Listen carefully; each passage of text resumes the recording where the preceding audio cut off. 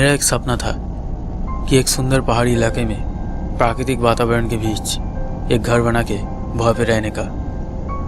दरअसल मेरा जन्म मुंबई में हुआ था, इसलिए बचपन से ही चारों तरफ बड़ी बड़ी बिल्डिंग्स, गाड़ियों के शोर, लोगों के भीड़, ये सब देखते देखते थक चुका था। इसलिए मैंने मन ही मन ठीक करके रखा था कि अगर मुझे कभी मौका मिला तो मैं एक सुंदर प्राकृतिक इलाके में एक घर खरीदूंगा। मेरा नाम रोहित वर्मा है। मैं मुंबई के एक सरकारी दफ्तर में ऊंचे पद पर काम करता हूँ। मेरे बगल में बैठी है मेरी पत्नी पायल। हमारी शादी को सिर्फ 2 साल ही हुए हैं और आज का दिन हमारे लिए बहुत ख़ास है क्योंकि मेरा बहुत दिनों का सपना आज सच होने जा रहा है। दरअसल कुछ महीने पहले एक ब्रोकर ने आकर मुझे बताया था कि शिमला के एक खूबसूरत पहाड़ी इलाके में एक छोटा सा बंगला है और उस बंगले का मालिक उसे बहुत कम कीमत पर बेचना चाहता है। ये खबर सुनकर मुझसे रहा नहीं गया और मैं शिमला चला आया और वो बंगला वाकई में मुझे बहुत पसंद आया। इसलिए बैंक से एक बड़ा लोन लेकर उस घर को खरीद लिया। सोचा कि रिटायर होने के बाद बाकी की ज़िंदगी इस सुंदर जगह में आकर बिताऊंगा। इसलिए घर खरीदने के बाद ऑफिस से कुछ दिनों की छुट्टी लेकर अपनी पत्नी पायल को लेकर शिमला चला आया उसे घर दिखाने के लिए। और अब हम उसी रास्ते जा रहे हैं। लेकिन आगे जो होने वाला था वो मेरी सोच से भी बाहर था।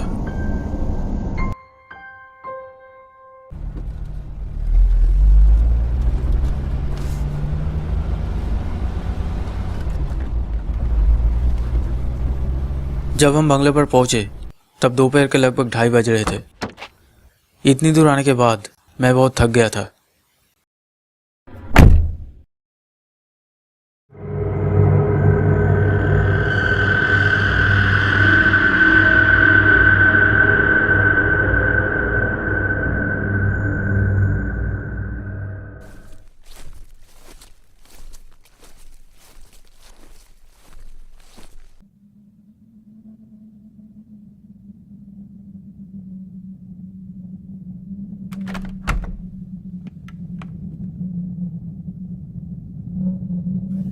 घर के जो पहले मालिक थे उन्होंने कहा था कि वो और उनके परिवार अब विदेश में रहते हैं और इसीलिए ये घर बहुत दिनों से खाली पड़ा हुआ था। घर के अंदर कुछ पुराने फर्नीचर के अलावा और कुछ नहीं था।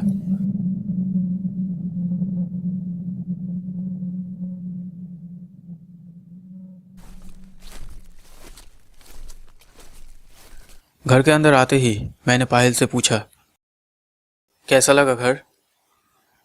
हाँ, बहुत सुंदर है। पायल को देख के लग रहा था कि वो वाकई में बहुत खुश थी। यह आने के समय हमने ज़्यादा खाना और कपड़े नहीं लाए थे। हम ये प्लान करके आए थे कि 1 हफ्ते तक यह रहकर फिर वापस चले जाएंगे। इसलिए मैंने सोचा कि यह रहने के लिए कुछ कपड़े और खाने का इंतज़ाम करना होगा। अच्छा पायल, मैं इस जगह के नज़दीकी किसी मार्केट से हमारे रहने के लिए खाने का सामान और कुछ कपड़े खरीदने जा रहा हूँ। तुम तब तक फ्रेश हो जाओ और घर के चारों तरफ थोड़ा घूम के भी देख सकते हो। मैं जल्दी लौट आऊँगा। ठीक है। फिर मैं गाड़ी लेके निकल पड़ा।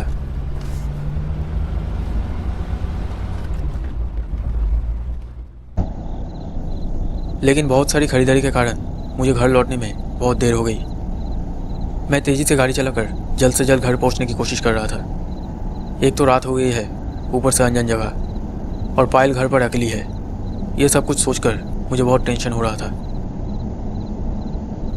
मैं गाड़ी को ज़्यादा तेज़ चलाने में भी डर रहा था। एक तो पहाड़ी इलाका, ऊपर से चारों ओर घना अंधेरा। अगर कहीं पर रास्ता खराब हुआ तो एक्सीडेंट हो सकता है। इसलिए मैं कार को ध्यान से चला रहा था।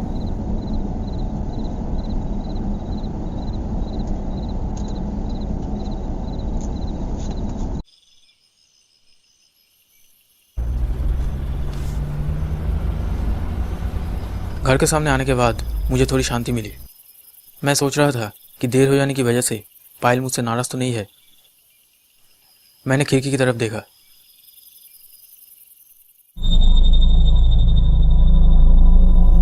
खिड़की की तरफ देखते ही मैंने देखा कि पायल खिड़की के सामने से घर के अंदर की तरफ चली गई।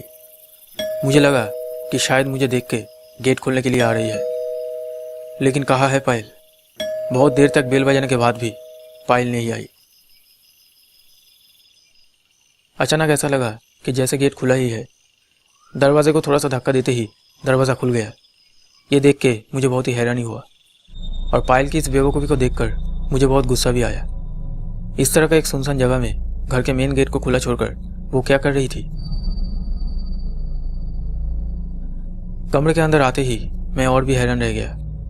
मैंने देखा कि पायल बिस्तर में सोई हुई थी, लेकिन थोड़ी देर पहले ही तो खिड़की से देखा कि पायल घर के अंदर चल रही थी। तो क्या पायल की तबीयत खराब लगने की वजह से वो सो गई? हो सकता है। वैसे मैं भी बहुत थका हुआ था, इसलिए पायल को डिस्टर्ब ना करके मैं अपनी ड्रेस चेंज करने चला गया।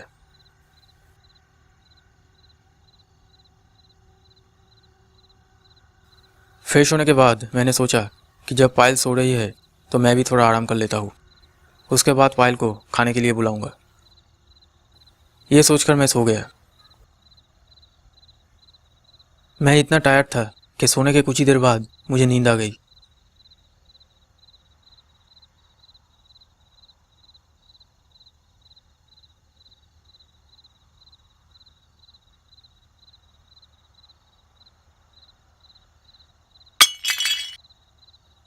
पता नहीं मैं कब से सो रहा था।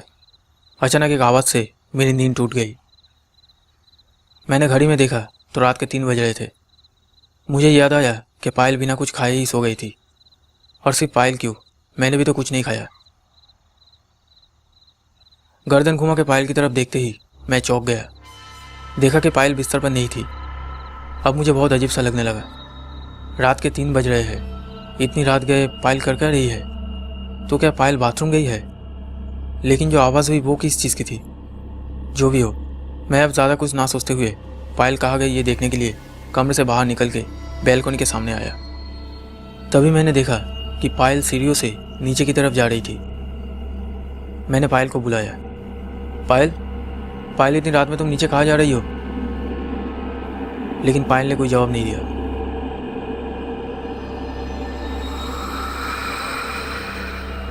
मैं भी जल्दी से नीचे आ गया।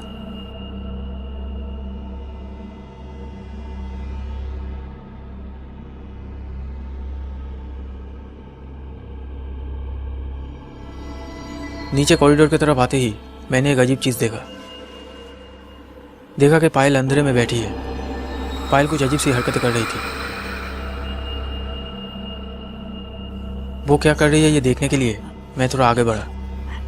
पता नहीं क्यों मुझे थोड़ा डर भी लग रहा था। मैं पायल की तरफ बढ़ता रहा, लेकिन इसके बाद जो हुआ वो बहुत ही डरावना था। पायल मुझे देखते ही रेंगते हुए स्टोर रूम की तरफ चली गई। पायल का चेहरा बहुत अलग दिखाई दे रहा था, लेकिन मुझे ये समझ में नहीं आया कि पायल मुझे देख के इस तरह से भाग क्यों गई। तो क्या पायल मुझसे कुछ छुपाना चाहती है? लेकिन क्या? अब मुझे सच में बहुत डर लगने लगा। पायल कहाँ गई ये देखने के लिए मैं स्टोर रूम की तरफ बढ़ा।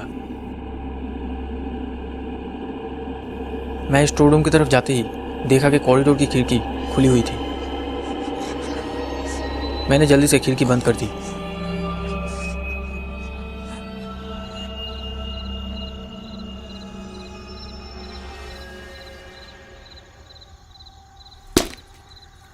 तभी मुझे स्टोर रूम के अंदर से एक आवाज़ सुनाई दी।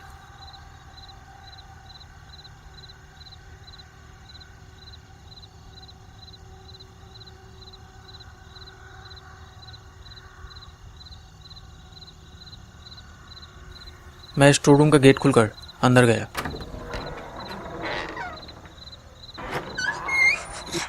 स्टोर रूम के अंदर आते ही मैंने देखा कि पायल अंधेरे में खड़ी थी।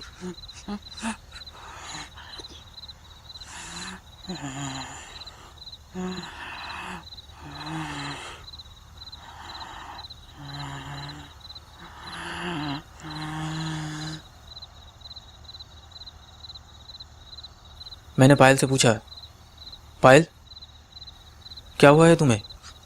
तुम्हारी तबीयत ठीक है तो?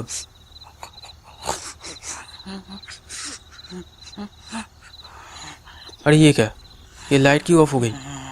बिजली चली गई है क्या? अच्छा पायल, तुम्हें हुआ क्या है? इतनी रात को इस अंधेरे में तुम क्या करने आती है यहाँ पे? और तब तुम मुझे देख के उस तरह से भाग क्यों है? नहीं, कुछ नहीं। मेरी तबीयत ठीक नहीं लग रही थी, इसलिए पानी पीने के लिए नीचे आई थी। लेकिन तुम वहां पर नीचे बैठकर क्या कर रहे थे?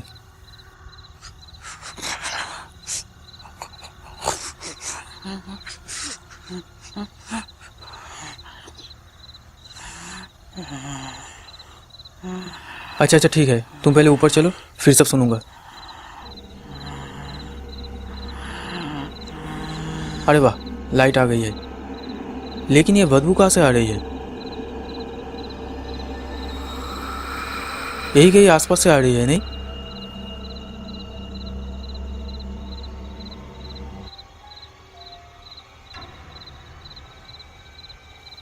तुम्हारे पीछे से तो नहीं आ रही है।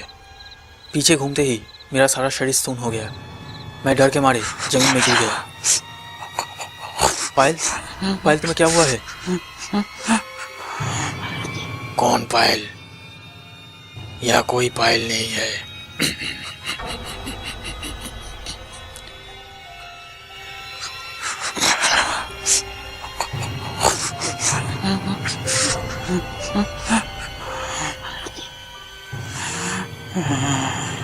नहीं नहीं नहीं नहीं, ये नहीं हो सकता, ये नहीं हो सकता। कौन है तू? कौन है तू? मेरी पायल कहाँ है? पायल कहाँ है? हाँ हाँ, मैं तुझे पायल के पास ले चलता हूँ। नहीं नहीं नहीं नहीं।